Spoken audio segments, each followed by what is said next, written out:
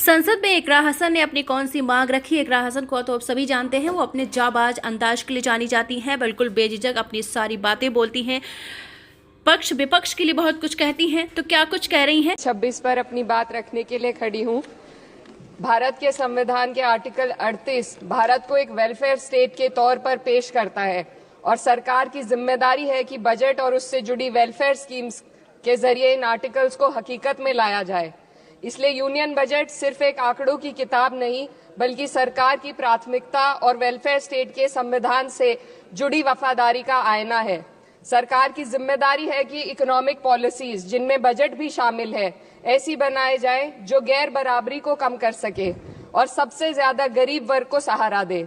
Budget वो lifeline है जिससे शिक्षा, स्वास्थ्य, पेयजल, social security, SC ST minority, गरीबों की भलाई के लिए स्कीमें चलाई जाती है। मगर ये बजट को देखकर महसूस होता है कि ये भविष्य के निर्माण से ज्यादा हेडलाइन बटोरने का एक दस्तावेज है। इससे सबसे ज्यादा प्रभावित होने वाली वही लोग पीछे छूट रहे हैं जिन्हें सरकार के सहारे की सबसे ज्यादा जरूरत थी। वो किसान जो बढ़ती लागत से परेशान हैं, वो नौजवान जो बेरोजगारी का सामना कर रहे हैं, और वो औरतें जो निजामती रुकावटों से जूझ रही हैं, और वो गरीब जो महंगाई के बोझ के तले दबे हुए हैं। This government is proudly marketing the income tax exemption of 12 lakhs. But the question is, how many Indians even earn that much to benefit from it? Only 2.2% of Indian population pays direct taxes, whereas no relief has been given in regards to indirect taxes, the burden of which falls on everyone, especially the poor and weaker section of the society. This clearly shows that this is not an inclusive budget. GST की ऊंची दरों ने आम आदमी की कमर तोड़ दी है। जरूरत इस बात की है कि खाद्य सामग्री, दवा, स्कूल की किताबें और जरूरत की चीजों पर टैक्स कम किया जाए। पेट्रोल डीजल पर टैक्स कम करने की कोई कोशिश नहीं हुई, जिसका सीधा असर हर नागरिक पर पड़ता है। आर्टिकल 41 कहता है कि सरकार को ये कोशिश करनी चाहिए कि वो अपनी इकोनॉमिक हालात और रिसोर्सेज के हिसाब से लोगों को रोजगार दे।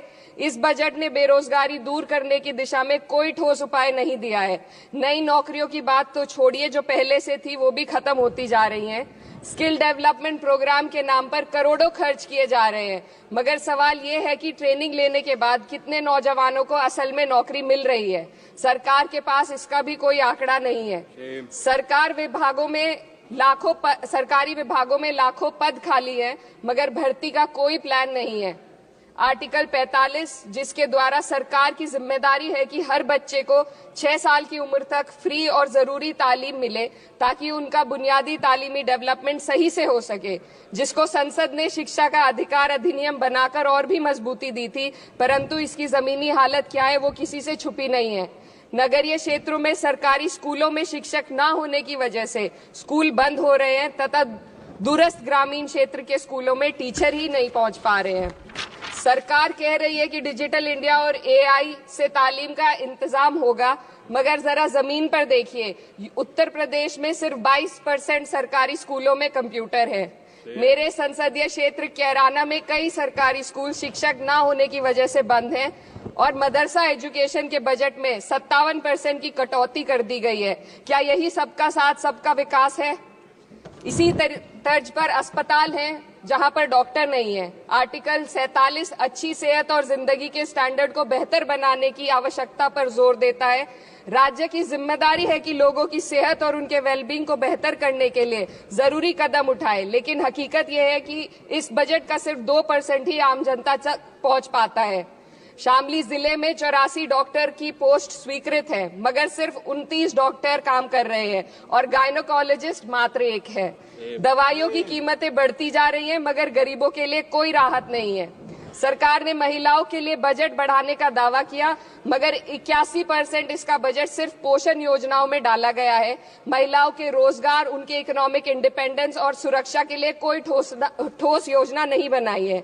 बेटी बचाओ बेटी पढ़ाओ का बजट घटा दिया गया, जिससे साफ है कि ये सिर्फ नारेबाजी थी और कुछ नहीं। किसानों की बदहाली हम सबके सामने है, लगातार चलती आ रही है। 2016 में कहा गया था कि 2022 तक किसानों की आमदनी दोगुनी होगी, मगर 2025 आ गया और एमएसपी पर कोई ठोस गारंटी आज भी दी नहीं गई है। गन्ना किसानों का बकाया अब तक नहीं मिल पा रहा है, और तो और उत्तर प्रदेश में अभी तक गन्ना मूल्य भी तय नहीं किया गया है। डीएपी, यूरिया और खाद की कमी से परेशान किसान आज भी सड़क पर प्रदर्शन कर रहे हैं। मजदूरों के लिए जो सबसे बड़ी योजना मनरेगा थी, सरकार कहती है कि मनरेगा ग्रामीण भारत की रीढ़ है, मगर बजट में कोई भी बढ़ोतरी नहीं मिलना बहुत शर्मसार है।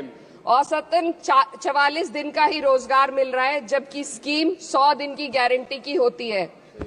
भारतीय रेलवे देश के लोगों की जीवन रेखा है और इसी से यहाँ के लोगों की आर्थिक एवं सामाजिक जिंदगी चल रही है। देश के हर हिस्से को रेल कनेक्टिविटी से जोड़े जाना सरकार की कल्याणकारी नीति का हिस्सा है। मेरे संसदीय क्षेत्र कैराना के रेलवे से जुड़ी 2 मांगे लंबे समय से लंबित हैं। दिल्ली शामली सहारनपुर रेल लाइन का दोहरीकरण और पानीपत शामली मेरठ लाइन का सर्वे अति शीघ्र ही कराए जाने की बहुत पुरानी मांग को बजट में शामिल किया जाना चाहिए। देश भर में बिजली की दरें बेहद असमान है। उत्तर प्रदेश में ये दरें बहुत ज्यादा हैं। देश भर में एक समान बिजली दरें लागू करने का प्रावधान किया जाए। रिवैम्प योजना में हर घर तक बिजली पहुंचाने के लिए एलटी लाइन बनाने का प्रावधान भी जोड़ा जाए। कृषि उपकरणों व खाद डीएपी को जीएसटी से मुक्त किया जाए। किसानों की एमएसपी की मांग को पूरा करने के साथ साथ उत्तर प्रदेश के किसानों को गन्ना मूल्य निर्धारण पिछले वर्ष से बढ़ाकर किया जाना बेहद जरूरी है। जनपद शामली व मुजफ्फरनगर को एनसीआर में तो शामिल किया गया है, परंतु वहां पर कोई विकास नहीं हुआ तथा उसको कोई भी लाभ नहीं मिला है। वहां के लोग सिर्फ प्रदूषण के बाध्यकारी नियमों से परेशान हैं, इसलिए दोनों जनपदों को एनसीआर की सीमा से बाहर किया जाना चाहिए। मेरे संसदीय क्षेत्र में मैं कुछ चीजें बजट स्पीच में ऐड करना चाहती हूँ। एक, ट्रॉमा सेंटर और जिला अस्पताल के अपग्रेडेशन की भी मांग है। जनपद शामली और सहारनपुर में एक महिला डिग्री कॉलेज खोला जाए। कैराना में सर जस्ट कंक्लूडिंग, यमुना नदी के घाट पर सौंदर्य कार्य का भी कार्य जोड़ा जाए। जनपद शामली में टेक्सटाइल पार्क की स्थापना की जाए और जो संसद निधि है, सांसदों को केवल 5 करोड़ रुपए दिए जाते हैं और एमएलए, उत्तर प्रदेश के एमएलए को भी 5 करोड़ दिए जाते हैं। हमारी मांग है या तो इसे बढ़ाकर 25 करोड़ किया जाए या फिर सिरे से खारिज किया जाए। The union budget was an opportunity to address the pressing. Sir, just 1 minute. Please, 2 more speakers are in your party. Sir, just pressing concern of India's citizen, rising unemployment, soaring inflation, crumbling public services, and deepening rural distress. Yet, instead of offering real solution, the government has focused on optics and half measures. While tax relief for the middle class is welcome, it does nothing for the millions who earn too little to benefit from it. Education remains underfunded, rural employment stagnates, and farmers continue to struggle without meaningful support. The delays in conducting the census and caste census further exposes the government's disregard for data-driven policy making and social justice. India needs a budget that prioritizes its people, not just its economic headlines. A budget that invests in human capital, strengthens social security, and ensures dignity and stability for all. But what we have instead is another missed opportunity, one that fails the poor, the youth, the farmers and the women of this country. Budget प्रस्ताव पर अपने विरोध को मैं 2 पंक्तियों में आपके सामने रखना चाहूंगी। बेदम हुए बीमार दवा क्यों नहीं देते? बेदम हुए बीमार दवा क्यों नहीं देते? तुम अच्छे मसीहा हो, शिफा क्यों नहीं देते? मिट जाएगी मखलूक तो इंसाफ करोगे, मुंसिफ हो तो हश्र उठा क्यों नहीं देते? Subrayan,